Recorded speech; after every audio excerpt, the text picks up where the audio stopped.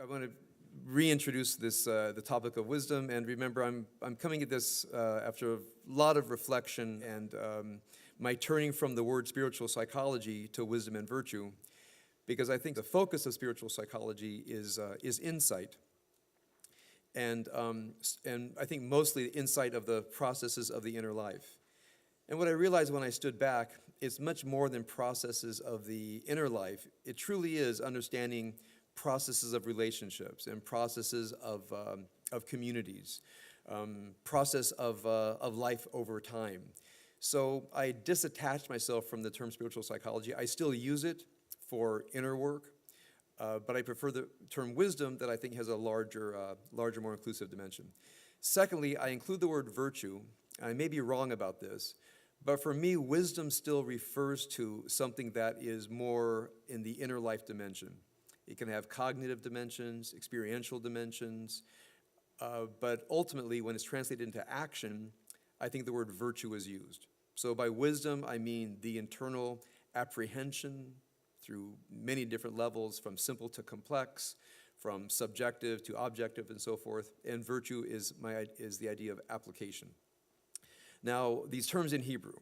The simple Hebrew term for wisdom is chokhmah, pretty much a direct translation. The great sages of the Talmud, before they were called rabbis, they were called hachamim. Sometimes you'll read a traditional text, and they'll have a citation, and then they'll say chazal, which is an acronym for Chachamim Zichronam Livracha, sages of blessed memory.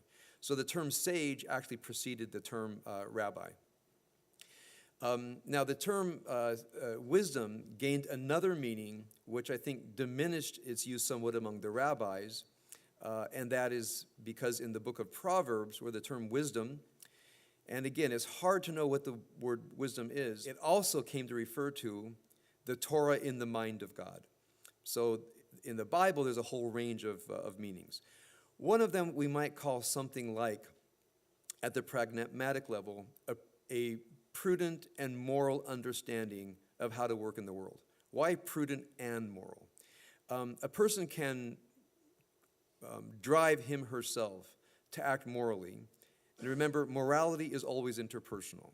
Morality means do not cause harm to others, benefit the good when possible. But oftentimes in the drive to help others, we might do imprudent things. We might actually do destructive things because we're motivated by the desire to be good. Remember, the motivation to be good doesn't actually always create goodness. It's required to do the good, but it's not sufficient to do the good. So when I think of the biblical idea of chokhmah, it probably involves something like the wisdom of the world, wisdom of the self, wisdom of processes, plus a degree of prudence to make sure that what you're intending actually is carried out. The other Hebrew word that is used often as a parallel to wisdom is tivunah, which is usually translated as understanding or discernment. Its root is the Hebrew word bain, which means be between, and the word lehavin, which means to understand, more technically would be to discern between. So chokhmah has a general sense of understanding the system, tivunah, understanding discernment between elements of the system, if we're going to be etymologically precise, which hardly anybody is. So chokhmah, tivunah. The last word is da'at, and da'at is roughly translated as knowledge, but its meanings can go all the way from sexual intercourse, as in Adam knew Eve, to what we had in our prayer book just now, to be Yod-E Hashem, the knowers of God's name. So again, like chokhmah, the word da'at has an entire range of meanings. Say shalom, be say shalom,